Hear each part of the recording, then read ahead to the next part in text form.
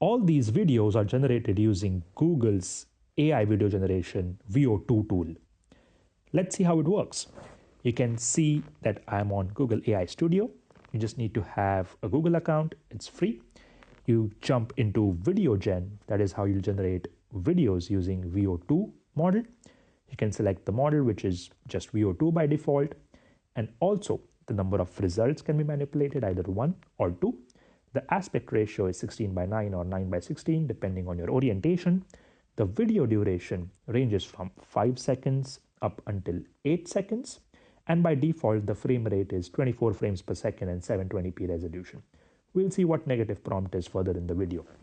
Let's start with something very simple, like the prompt being a dog running through a grass field in cinematic style on a sunny day. It takes some time, and this is the video generated. You can download it, or it automatically gets saved to your Google Drive as well. Pretty good.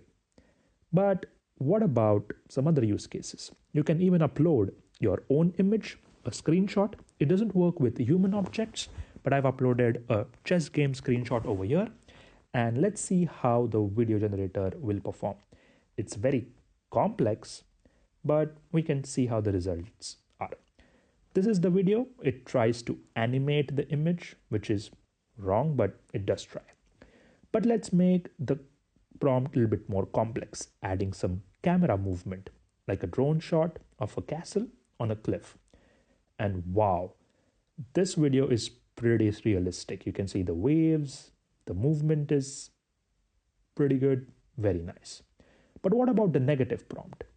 In this example, we have put the negative prompt like no distorted faces. It's like telling the model what not to include in the video. Along with the prompt, you need to specify what you do not want in the video so that the AI can understand better. And this is the result. Pretty good. There is nothing wrong.